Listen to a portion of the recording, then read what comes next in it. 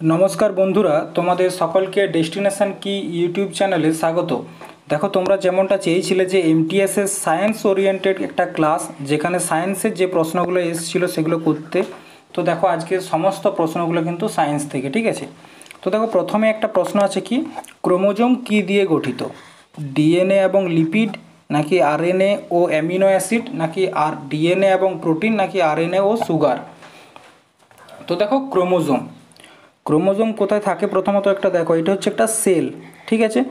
এই সেলের ভিতরে কি থাকে নিউক্লিয়াস, আর এই নিউক্লিয়াসের ভিতরেই জালের মতো জালাকার, ঠিক আছে, থাকে, তাকে কি বলা হচ্ছে ক্রোমোজোম। এই যে জালের মতো যেটা থাকছে সুতার মতো বেষ্টিত তাকে বলা হচ্ছে ক্রোমোজোম। ক্রোমোজোম কি দ্বারা গঠিত? ক্রোমোজোম একটা হচ্ছে কি, একটা হচ্ছে ডিএনএ, তার সাথে কি থাকে ক্রোমোজোমে হিস্টোন প্রোটিন, ঠিক আছে, হিস্টোন প্রোটিন। তাহলে ক্রোমোজোম কি দিয়ে তৈরি? ডিএনএ এবং হিস্টোন প্রোটিন। তাহলে ডিএনএ এবং প্রোটিনস দিয়ে তৈরি হচ্ছে কি ক্রোমোজোম, ঠিক আছে। এরপর দেখো কমপ্লিট ব্যাপারটা দেখো, এটা একটা সেল, এই সেলের ভিতরে কি থাকছে একটা নিউক্লিয়াস, আর এই নিউক্লিয়াসের ভিতরে কি থাকে ক্রোমোজোম সুতার মতো, ঠিক আছে, সুতার মতো। এটা হচ্ছে ক্রোমোজোম, যে ব্ল্যাক কালারে যেটা করেছি। দেখো এই যে নিউক্লিয়াস, এই নিউক্লিয়াসকে কি বলা হচ্ছে ব্রেন অফ দ্য সেল, একটা কোষের কি বলে মস্তিষ্ক বলা হয় কাকে? নিউক্লিয়াসকে। এবং এই নিউক্লিয়াসকে নিয়ে যে পড়াশোনা স্টাডি অফ নিউক্লিয়াস তাকে বলা হচ্ছে ক্যারিওলজি। কি বলা হয়? ক্যারিওলজি, ঠিক আছে, ক্যারিওলজি বলা হয়। এরপর দেখো এই যে সুতার মতো যে বস্তুটা আছে তাকে বলা হচ্ছে ক্রোমোজোম, ঠিক আছে। এই ক্রোমোজোমটা ডিএনএ তার সাথে কি হিস্টোন প্রোটিন, এই দুটো বস্তু দিয়ে তৈরি হচ্ছে কি ক্রোমোজোম, ঠিক আছে। এরপর দেখো মানব দেহে ক্রোমোজোম থাকে 23 জোড়া, ঠিক আছে, 23 জোড়া বা 46টি, যার মধ্যে 22 জোড়া বা 44টা হচ্ছে কি অটোজোম, ঠিক আছে। এবং এক জোড়া বা দুটি কি থাকে এটাকে বলা হচ্ছে সেক্স ক্রোমোজোম, ঠিক আছে। সেক্স ক্রোমোজোম পুরুষদের দিক থেকে কি থাকে, মেলে থাকে এক্স এবং ওয়াই, এবং ফিমেলে থাকে কি এক্স আর এক্স, ঠিক আছে। তো দেখো যদি বলা হয় যে কোন ক্রোমোজোম লিঙ্গ নির্ধারণ করে, তাহলে মনে রাখবে ওয়াই ক্রোমোজোম লিঙ্গ নির্ধারণ করে। কারণটা কি দেখো, যদি মেল এবং ফিমেল, ঠিক আছে, এই দুজনের মিলনের ফলে কি এদের ক্রোমোজোমগুলো পাশাপাশি আসবে। মেল হচ্ছে কি এক্স এবং ওয়াই, আর ফিমেলে হচ্ছে এক্স এবং এক্স, ঠিক আছে। তো দেখো এখানে দুটো একই, কিন্তু কোনো একটা মানে শিশু সে পুরুষ হবে না মহিলা হবে সেটা ঠিক করে কে? সেটা হচ্ছে ওয়াই ক্রোমোজোম। যদি সেখানে ওয়াই ক্রোমোজোম উপস্থিত থাকে তাহলে সেটা হচ্ছে কি মেল, আর যদি ওয়াই ক্রোমোজোম উপস্থিত না থাকে তাহলে সেটা হচ্ছে কি ফিমেল, ঠিক আছে। নেক্সট দেখো কি নিচের কোন যৌগটি জৈব পরিবারের অন্তর্ভুক্ত নয়, মানে অর্গ্যানিক কম্পাউন্ড নয়। কি বলা হয়েছে? অর্গ্যানিক কম্পাউন্ড নয়। অর্গ্যানিক কম্পাউন্ড কাকে বলে? প্রথমত মনে রাখবে যেসব কম্পাউন্ডের মধ্যে কার্বন যুক্ত থাকে, ঠিক আছে, কার্বন যুক্ত থাকে তাকে বলা হচ্ছে অর্গ্যানিক কম্পাউন্ড। এখানে কি কি আছে? অ্যামোনিয়া আছে, মার্স গ্যাস আছে, ইউরিয়া এবং কেন সুগার। তো দেখো উত্তরটায় আসার আগে তোমরা দেখো হাইড্রোকার্বনকে, ঠিক আছে, হাইড্রোকার্বনকে 3 ভাগে ভাগ করা হয়। 3টে কি কি? একটা হচ্ছে অ্যালকেন, একটা হচ্ছে অ্যালকেন, একটা হচ্ছে অ্যালকিন, আর একটা হচ্ছে অ্যালকাইন, ঠিক আছে। এই যে অ্যালকেন এটার একটা সংকেত আছে কি CnH2n+2। এই অ্যালকেনের মধ্যে কি থাকে কার্বন, আর কার্বন কিসে থাকে সিঙ্গেল বন্ডে থাকে, ঠিক আছে। অ্যালকিন হচ্ছে CnH2n, এখানে কার্বন আর কার্বন কি থাকে ডবল বন্ডের মধ্যে থাকে। এবং অ্যালকাইন হচ্ছে CnH2n-2, এখানে কি থাকে ট্রিপল বন্ডের মধ্যে থাকে। এরপর দেখো যারা যারা বুঝতে পারছো না যে ডবল বন্ড কি, সিঙ্গেল বন্ড কি, ট্রিপল বন্ড কি, ঠিক আছে, তো তাদেরকে কি করতে হবে যে অর্গ্যানিক কম্পাউন্ড বা অর্গ্যানিক কেমিস্ট্রির যে ফান্ডামেন্টাল যে ক্লাসগুলো থাকে সেইগুলো কিন্তু তোমাদেরকে দেখতে হবে, ঠিক আছে। এরপর দেখো এখানে একটা অপশান ছিল কি, মার্স গ্যাস, অ্যামোনিয়া সংকেত হচ্ছে কি NH3। দেখো এখানে NH3-র মধ্যে কোথাও কার্বন দেখতে পাচ্ছ, কার্বন মানে C, কোথাও দেখতে পাচ্ছ নেই, তার মানে এখানে অ্যান্সার কিন্তু অ্যামোনিয়া, বলেছে অন্তর্ভুক্ত নয়, তার মানে অ্যান্সার হচ্ছে অ্যামোনিয়া, ঠিক আছে। এরপর দেখো মার্স গ্যাস, মার্স গ্যাস, এই যে মার্স গ্যাস এটারই আরও একটা নাম হচ্ছে কি মিথেন, যেটা সংকেত হচ্ছে কি CH4, এবং এখানে কার্বনটা কি থাকে, 4টা হাইড্রোজেনের সাথে সিঙ্গেল বন্ড করছে, ঠিক আছে, এটাকে বলা হচ্ছে মিথেন। এরপর দেখো ইউরিয়া, ইউরিয়ার সংকেত হচ্ছে NH2CO NH2, তার মানে কি এখানে কিন্তু কার্বন যুক্ত আছে, এটাকে এরকমভাবেও লেখা হয় CO NH2 ঠিক আছে। দেখো ল্যাবে নির্মিত প্রথম যদি বলা হয় কম্পাউন্ড কোনটা, সেটা হচ্ছে কি ইউরিয়া, ল্যাবে নির্মিত ফার্স্ট অর্গ্যানিক কম্পাউন্ড হচ্ছে ইউরিয়া। আর একটা কী ছিল, কেন সুগার, কেন সুগার, ঠিক আছে, যেটা সংকেত হচ্ছে তোমার C12H22O11, এটা কি একটা কার্বোহাইড্রেটের অংশ, সুক্রোজের অংশ হচ্ছে কি কেন সুগার, কেন সুগার মানে হচ্ছে আখ, ঠিক আছে। তো C12H22O11, তার মানে কি এখানে কার্বন আছে, তাহলে এটাও কিন্তু অর্গ্যানিক কম্পাউন্ড। তাহলে দেখো কেন sugar organic compound, urea organic compound, Mars gas organic compound, কিন্তু অ্যামোনিয়া অর্গ্যানিক কম্পাউন্ড নয়, কারণ এতে কি আছে, এতে কার্বন নেই। এরপর এই যে অ্যামোনিয়া, এটা কি হিসাবে ব্যবহার করা হয়, এটা কুলেন্ট হিসাবে ব্যবহার করা হয়, ঠিক আছে, ঠান্ডা করার জন্য ব্যবহার করা হয়, কোনো কিছু ঠান্ডা করার জন্য অ্যামোনিয়াকে ব্যবহার করা হয়। এরপর দেখো এক প্রজন্ম থেকে পরবর্তী প্রজন্মে জেনেটিক তথ্য হস্তান্তর করা হয় কিসের মাধ্যমে, RNA, DNA, কোডন নাকি মেসেঞ্জার RNA। তো দেখো জেনেটিক যে ইনফরমেশান হস্তান্তর মানে একটা জেনারেশন থেকে, ধরো এটা একটা জেনারেশন, তো বাবার থেকে পুত্রতে এই যে তার যে কিছু বংশগত যে লক্ষণগুলো থাকে তাকে বলা হচ্ছে জেনেটিক ইনফরমেশানের হস্তান্তর হওয়া, এই যে প্রসেসটা এটাকে বলা হচ্ছে জেনেটিক ইনহেরিটেন্স। কি বলা হয়, জেনেটিক ইনহেরিটেন্স, ইনহেরিটেন্স, ঠিক আছে, জেনেটিক ইনহেরিটেন্স, ঠিক আছে। এরপর দেখো আমাদের যে নিউক্লিয়াস, তার মধ্যে কী থাকে, নিউক্লিক অ্যাসিড থাকে, নিউক্লিক অ্যাসিড, আমাদের যে ক্রোমোজোম থাকে তাকে, তার যদি যে সুতার মতো প্যাঁচটা থাকে তাহলে সেটাকে যদি খোলা হয় তখন আমরা দেখতে পাই নিউক্লিক অ্যাসিড। এই নিউক্লিক অ্যাসিড দু প্রকার, একটা হচ্ছে DNA আর একটা হচ্ছে RNA, ঠিক আছে। এই ডিএনএর মাধ্যমে কি হয়, আমাদের যত সমস্ত জেনেটিক ম্যাটেরিয়াল আছে, জেনেটিক মানে বংশগত দিক থেকে যেসব মানে ইনফরমেশানগুলো একটা জেনারেশন থেকে আরেকটা জেনারেশনে যায় সেটা থাকে ডিএনএর মধ্যে। আর আরএনএর মধ্যে কি থাকে, আরএনএর মধ্যে থাকে ribose nucleic acid, ribo nucleic acid বলা হয় আরএনএর সম্পূর্ণ নাম। এটার মধ্যে থাকে রেট্রোভাইরাস, রেট্রোভাইরাস, ঠিক আছে। এই রেট্রোভাইরাসের যদি বলো একটা এক্সাম্পল, তাহলে এইডস রোগের HIV যে ভাইরাসটা সেটা হচ্ছে একটা RNA ভাইরাস, অর্থাৎ রেট্রোভাইরাস। এরপর দেখো ডিএনএটা কি, মেন যেহেতু এখানে প্রশ্ন ডিএনএ নিয়ে, তাহলে দেখো ডিএনএ কি, ঠিক আছে। ডিএনএ হচ্ছে নিউক্লিওটাইডের একটা বহুলক বা পলিমার।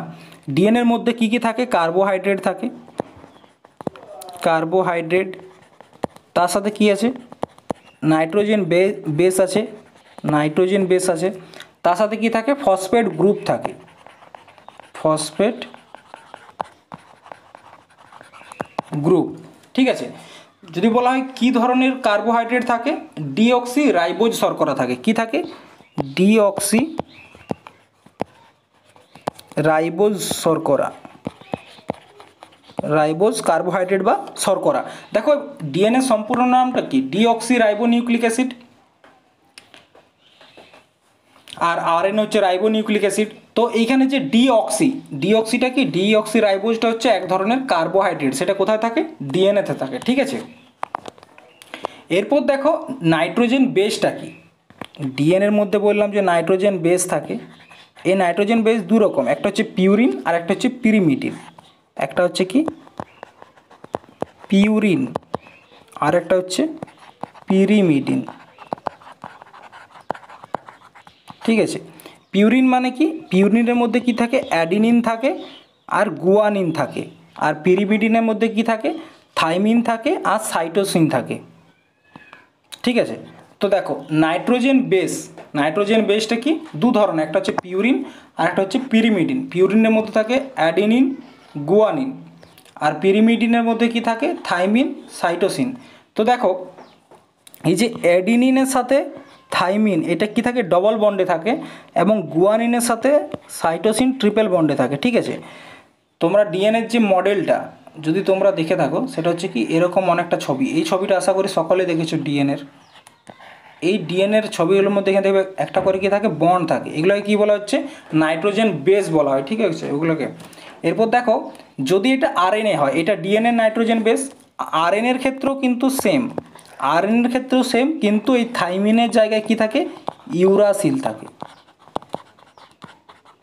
ইউরাসিল থাকে। ঠিক আছে, তখন এডিনিনের সাথে কি হয়, ইউরাসিল হয়ে যায়, আর গুয়ানিনের সাথে সাইটোসিন হয়।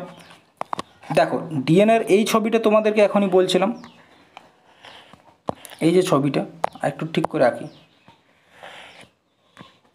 আর একটা হচ্ছে, ঠিক আছে, এই যে ছবিটা এটাকে কি বলা হয়, হেলিক্স মডেল। এটাকে বলা হয় ডিএনএর হেলিক্স মডেল, ডিএনএর হেলিক্স মডেল। এই মডেলটা কে দিয়েছিল, এই মডেলটা দিয়েছিল ওয়াটসন এবং ক্রিক, ওয়াটসন অ্যান্ড ক্রিক, দুজনে বিজ্ঞানী, ওয়াটসন এবং ক্রিক। ঠিক আছে, তো এখানে কি থাকে, অ্যাডিনিনের সাথে থাকে থাইমিন আর গুয়ানিনের সাথে থাকে সাইটোসিন। ঠিক আছে, এরপর দেখো লুমিনিয়াস ইন্টেন্সিটির পরিমাপের জন্য এসআই একক কি। লুমিনিয়াস ইন্টেন্সিটি মানে জ্যোতি তীব্রতা। জ্যোতি তীব্রতার যে এসআই একক কি, এটা তোমাদেরকে অনেকবার বলেছি, মোল নাকি অ্যাম্পিয়ার নাকি ক্যান্ডেলা নাকি কেলভিন। তো মনে রাখবে জ্যোতি তীব্রতার একক হচ্ছে ক্যান্ডেলা, কি ক্যান্ডেলা। আর কেলভিন হচ্ছে কি উষ্ণতার, উষ্ণতার একক হচ্ছে কি কেলভিন। ঠিক আছে, এরপর তো দেখো কতকগুলো, যেমন চার্জের একক কি কুলাম্ব, চার্জ। কারেন্টের একক অ্যাম্পিয়ার। রেজিস্ট্যান্স মানে হচ্ছে রোধ, রোধের একক কি ওহম, ওহমের চিহ্নটা এরকম ওহম। লেন্সের ক্ষমতার একক হচ্ছে কি ডায়াপ্টার। ফ্রিকোয়েন্সি, ঠিক আছে, ফ্রিকোয়েন্সির হচ্ছে হার্জ। এবং ম্যাগনেটিক ফ্লাস্ক তার যে মানে এটা হচ্ছে সিজিএস পদ্ধতিতে একক, সেটা হচ্ছে ম্যাক্সওয়েল। ঠিক আছে, তাছাড়া দেখো যেমন ত্বরণ, ত্বরণের একক কি, ত্বরণ মানে আমরা কি জানি, বেগ বাই সময়। ত্বরণ মানে আমরা জানি বেগ বাই সময়। আর বেগ মানে কি মিটার পার সেকেন্ড, বেগের একক, আর সময় হচ্ছে সেকেন্ড, তাহলে মিটার পার সেকেন্ড স্কোয়ার হচ্ছে কার, ত্বরণের। ঠিক আছে, কার্য বা ওয়ার্ক তার একক কি হচ্ছে নিউটন, নিউটন, এটাও কিন্তু মনে রাখবে। ঠিক আছে, এরপর দেখো সাউন্ড। ঠিক আছে, শব্দের এককটাও গুরুত্বপূর্ণ। দেখো সাউন্ড, সাউন্ডের একক দু ধরনের, একটার জন্য তীব্রতার জন্য একটা, আর একটা হচ্ছে তোমার গতির জন্য একটা। তীব্রতা আমরা কিসের সাহায্যে মাপি, ডেসিবেল, ডেসিবেলের সাহায্যে মাপি, এটা হচ্ছে কি তীব্রতা। আর একটা হচ্ছে ম্যাক, এটা আমরা গতি মাপি। সাউন্ডের যে গতি সেটা আমরা কিসে মাপি, ম্যাকে, এবং তীব্রতা কিসে মাপি, ডেসিবেলে। ঠিক আছে, এরপর দেখো বাষ্পীভবন ও ঘনীভবনের যৌথ প্রক্রিয়াকে কি বলে, বাষ্পীভবন ও ঘনীভবন। তার আগে দেখো একটা তোমাদেরকে জিনিস মনে রাখতে হবে যে লিকুইড থেকে গ্যাসে পরিণত হলে তাকে কি বলে, গ্যাস থেকে লিকুইডে পরিবর্তন হলে তাকে কি বলে, লিকুইড থেকে সলিডে গেলে কি বলে। ধরো একটা লিকুইড আছে, ঠিক আছে, এল মানে লিকুইড, লিকুইড থেকে যদি সেটা গ্যাসে পরিণত হয়, গ্যাসে পরিণত হয়, ঠিক আছে, লিকুইড থেকে গ্যাসে, তাকে বলা হচ্ছে এভাপোরেশন। ঠিক আছে, এভাপোরেশন, এটা মনে থাকবে। এরপর ধরো ওই গ্যাস থেকে আবার সেটা কিসে পরিণত হলো, লিকুইডে পরিণত হলো, তখন তাকে কি বলা হচ্ছে কনডেনশন। গ্যাস থেকে যদি লিকুইডে পরিণত হয় তখন তাকে বলা হচ্ছে কনডেনশন বা ঘনীভবন। এরপর ধরো লিকুইড থেকে কোনো বস্তু যদি সলিড হয়, সলিড হয়, তখন তাকে কি বলা হচ্ছে ফ্রিজিং, এবং সলিড থেকে লিকুইডে হওয়াটাকে কী বলা হচ্ছে মেল্টিং, মানে গলে যাওয়া। তাহলে দেখো লিকুইড থেকে যদি কোনো কিছু গ্যাস হয় তাকে বলা হচ্ছে এভাপোরেশন, গ্যাস থেকে যদি লিকুইড হয় তাকে কনডেনশন, লিকুইড থেকে যদি সলিড হয় ফ্রিজিং, এবং সলিড থেকে যদি লিকুইড হয় মেল্টিং, এবং যদি সলিড থেকে সম্পূর্ণরূপে সরাসরি গ্যাসে পরিণত হয়, সলিড থেকে গ্যাসে ডাইরেক্ট, তখন তাকে বলা হচ্ছে ঊর্ধ্বপাতন বা সাবমিশন। কী বলা হচ্ছে? ঊর্ধ্বপাতন। সলিড থেকে সরাসরি গ্যাস, আবার গ্যাস থেকে যদি সরাসরি সলিড হয় তখন তাকে বলা হচ্ছে নিক্ষেপণ, তখন তাকে কী বলা হচ্ছে? নিক্ষেপণ বা ডিপোজিশন। তাহলে সলিড থেকে লিকুইড হচ্ছে মেল্টিং, লিকুইড থেকে গ্যাস এভাপোরেশন, গ্যাস থেকে লিকুইড কনডেনশন, লিকুইড থেকে সলিড ফ্রিজিং, সলিড থেকে গ্যাস ঊর্ধ্বপাতন বা সাবলিমেশন, আর একটা হচ্ছে গ্যাস থেকে সলিডে নিক্ষেপণ। ঠিক আছে, এরপর মনে রাখবে যে পাতন প্রক্রিয়া, ঠিক আছে, সেখানে বাষ্পীভবন এবং ঘনীভবন একসাথে যখন হয়, কোনো কিছুর কি বাষ্পীভবন মানে এভাপোরেশন মানে হচ্ছে বাষ্পীভবন, আর একটা হচ্ছে ঘনীভবন মানে কনডেনশন। কোনো একটা বস্তুর যদি বাষ্পীভবন এবং ঘনীভবন অর্থাৎ এভাপোরেশন এবং কনডেনশন একসাথে হয় তখন সেটাকে বলা হচ্ছে পাতন। তাহলে পাতনের মধ্যে কি দেখতে পাওয়া যায়? বাষ্পীভবন এবং ঘনীভবন একসাথেই। দেখো এখানে কী বলেছে? বাষ্পীভবন ও ঘনীভবন যৌথ প্রক্রিয়াকে একসাথে কি বলা হয়? একসাথে বলা হচ্ছে তোমার ডিস্টিলেশন বা পাতন। ঠিক আছে, সাবলিমেশন মানে তো বললাম তোমাদেরকে ঊর্ধ্বপাতন। কোনো কিছু কি, কোনো কিছু সলিড থেকে সরাসরি গ্যাসে পরিণত হওয়াটাকে কী বলা হচ্ছে? ঊর্ধ্বপাতন। আর একটা ক্রোমাটোগ্রাফি, আর একটা কী ছিল? ক্রিস্টিলেশন। ঠিক আছে, ক্রিস্টিলেশন মানে স্ফটিককরণ, একটা হচ্ছে সলিডেরই একটা অংশ। ঠিক আছে, এরপর দেখো শব্দ তরঙ্গ উৎপাদন ও প্রসারণের অধ্যয়নকে কি বলা হয়? অপটিক্স। অপটিক্স মানে কি? Study of light, study of light, তাকে কি বলা হচ্ছে? অপটিক্স। ফোটোনিক্স মানে হচ্ছে কি? লাইট ওয়েভের পড়াশোনা, study of light wave. Astrophysics মানে হচ্ছে কি? অ্যাস্ট্রোফিজিক্স মানে হচ্ছে তোমার মহাজাগতিক বস্তুর যে পড়াশোনা তাকে বলা হচ্ছে অ্যাস্ট্রোফিজিক্স। তাহলে অ্যাকোস্টিক্স মানে হচ্ছে কি? শব্দ তরঙ্গ উৎপাদন এবং প্রসারণের যে অধ্যয়ন তাকে বলা হচ্ছে অ্যাকোস্টিক্স। দেখো অ্যামিবা নিম্নলিখিত কোনটির অন্তর্গত? মনেরা, প্রোটিস্টা, ফাঙ্গি নাকি অ্যানিমেলিয়া?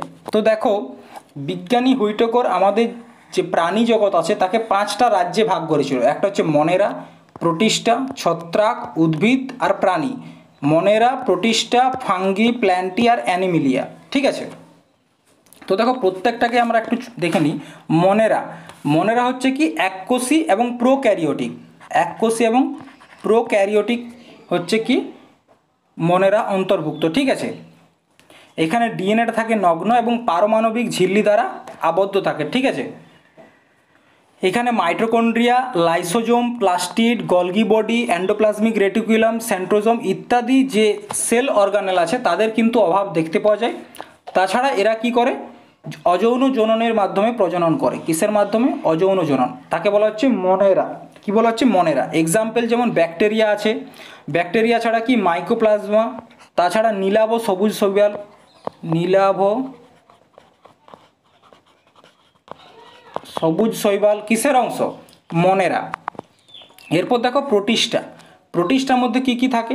প্রোটিস্টা হচ্ছে এককোষী এবং ইউক্যারিওটিক প্রকৃতির, এককোষী এবং ইউক্যারিওটির অন্তর্ভুক্ত। ঠিক আছে, এগুলিতে ঝিল্লি আবদ্ধ কোষের অর্গানেল মানে মনেরাতে যেগুলো অনুপস্থিত ছিল সেগুলো কিন্তু এখানে উপস্থিত থাকে। যেহেতু ইউক্যারিওটিক কোষ তার জন্য কি নিউক্লিয়াসটাও থাকবে। ঠিক আছে, নিউক্লিয়াস থাকবে। এরপর দেখো এটার কয়েকটা এক্সাম্পল কি কি আছে? প্রোটিস্টার এক্সাম্পল আছে, তোমরা ধরো ইউগ্লিনা একটা আছে। কি আছে? ইউগ্লিনা। তাছাড়া আর কি আছে?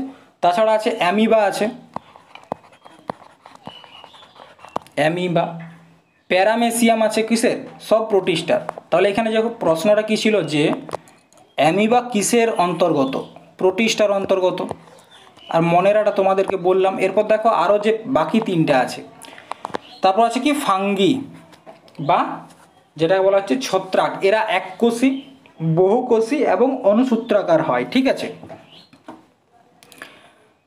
এরা কি করে, স্পোরের মাধ্যমে প্রজনন করে, অযৌন জননের মাধ্যমে, ঠিক আছে। এক্সাম্পল ইস্ট আছে, মিউকর পেনিসিলিয়াম, কি আছে, পেনিসিলিয়াম, ঠিক আছে, ছত্রাক হয়ে গেল, সরি প্ল্যান্টি, এরা বহুকোষী এবং ইউক্যারিওটিক, এরাও কিন্তু ইউক্যারিওটিক। তার মানে কি, ইউক্যারিওটিকের সম্পূর্ণ লক্ষণ এরা দেখতে পাবে এদের মধ্যে, ঠিক আছে। এরা স্বভোজী, কারণ কি এদের মধ্যে এরা নিজের খাবার নিজেরা তৈরি করতে পারে, ঠিক আছে। এবং এদের যে ক্লোজ প্রাচীর সেটা সেলুলোজ দ্বারা তৈরি, এই কয়েকটা পয়েন্ট তোমাদেরকে মনে রাখতে হবে। এদের যে কোষ প্রাচীর সেটা সেলুলোজ দ্বারা তৈরি। এক্সাম্পলের মধ্যে শৈবাল আছে, শৈবাল, তাছাড়া আর কি আছে, তাছাড়া মস, ফার্ন, তাছাড়া কি আছে, মস আছে, ফার্ন আছে, এগুলো কিসের, এগুলো সব প্ল্যান্টির এক্সাম্পল। এরপর দেখো অ্যানিমেলিয়া, এরা বহুকোষী এবং এদের ক্লোরোফিল নেই, বহুকোষী, ক্লোরোফিল নেই, ইউক্যারিওটিক, ঠিক আছে, ইউক্যারিওটিক। এদের মধ্যে কোষ প্রাচীর অনুপস্থিত। অ্যানিমেলিয়া প্রাণীদের মধ্যে কোথায় কোষ প্রাচীর থাকবে, ঠিক আছে। এরা কি করে, খাদ্যের জন্য অন্যান্য জীবের উপর নির্ভর করে, ঠিক আছে। এরা স্বভোজী নয়, তার জন্য এদেরকে কি বলা হয়, হেটারোট্রফিক, মানে কি অন্যের উপর নির্ভর করতে হয়। এক্সাম্পল যেমন কেঁচো কিসের, অ্যানিমেলিয়ার মধ্যে পড়ছে, চিংড়ি, শামুক, ঠিক আছে। এগুলো সব কিসের মধ্যে পড়ছে, এগুলো সব পড়ছে অ্যানিমেলিয়ার মধ্যে। এরপর দেখো কে প্রোটন আবিষ্কার করেন, প্রোটন, গোল্ডস্টিন, রাদারফোর্ড নাকি জে থমসন। তো প্রোটন আবিষ্কার করেছিলেন কে, প্রোটন আবিষ্কার করেছিলেন গোল্ডস্টিন। কে আবিষ্কার করেছিলেন, গোল্ডস্টিন, ঠিক আছে, গোল্ডস্টিন আবিষ্কার করেছিলেন। এবং এটির নামকরণ কে করেছিলেন, রাদারফোর্ড, নামকরণ কে করেছিলেন, রাদারফোর্ড। এরপর দেখো রাদারফোর্ড কি আবিষ্কার করেছিলেন, অ্যাটমের মধ্যে নিউক্লিয়াসের আবিষ্কার কে করেছিলেন, নিউক্লিয়াস, একটা পরমাণুর মধ্যে যে নিউক্লিয়াস থাকে সেটা আলফা বিকরণ যে পদ্ধতি তার মাধ্যমে কে আবিষ্কার করেছিলেন, রাদারফোর্ড। এবং অ্যাটমের প্রথম সিদ্ধান্ত কে দিয়েছিলেন, ডাল্টন, ঠিক আছে, ডাল্টন, ঠিক আছে। এবং জে থমসন কি আবিষ্কার করেছিলেন, ইনি ইলেকট্রন আবিষ্কার করেছিলেন। কি করেছিলেন, ইলেকট্রন। তাহলে কি রইল, নিউক্লিয়াস, ইলেকট্রন এবং প্রোটন, তিনটা হয়ে গেছে। নিউট্রনটা বাকি আছে, নিউট্রনের আবিষ্কার কে করেছিলেন, চ্যাডউইক। তাহলে একটা পরমাণুর মধ্যে কি থাকে, নিউক্লিয়াস থাকে, নিউক্লিয়াসের মধ্যে কি থাকে, প্রোটন থাকে আর নিউট্রন থাকে, আর ইলেকট্রনগুলো কি থাকে, কক্ষপথে ঘুরতে থাকে, ঠিক আছে। ইলেকট্রনের কে আবিষ্কার করেছেন, জে থমসন, প্রোটনকে আবিষ্কার করেছেন গোল্ডস্টিন, নিউট্রনকে আবিষ্কার করেছেন চ্যাডউইক এবং নিউক্লিয়াসকে আবিষ্কার করেছেন রাদারফোর্ড। এরপর দেখো ইলেকট্রনের যদি বলা হয় ভর কত, ঠিক আছে, ইলেকট্রনের ভর হচ্ছে 9.1 × 10⁻³ কিলোগ্রাম, এটা হচ্ছে কি ইলেকট্রনের ভর। প্রোটনের ভর কত, প্রোটনের ভর হচ্ছে তোমার 1.6725 × 10⁻27 কিলোগ্রাম এবং নিউট্রনের ভর হচ্ছে 1.6748 10⁻27। তাহলে সবথেকে ভারী কে, সবথেকে ভারী হচ্ছে নিউট্রন, সবথেকে ভারী হচ্ছে নিউট্রন। তো দেখো আজকের ক্লাসে তোমাদেরকে সায়েন্সের বেশ কিছু গুরুত্বপূর্ণ প্রশ্ন তোমাদের করালাম, এগুলো কিন্তু প্রত্যেকটা পরীক্ষাতে রিপিট হয়েছে, ওই জন্য এই প্রশ্নগুলোকে তোমাদেরকে করিয়ে দিলাম, ঠিক আছে। তো আজকের ক্লাসটা এখানেই শেষ করছি। থ্যাংক ইউ, ধন্যবাদ, জয় হিন্দ।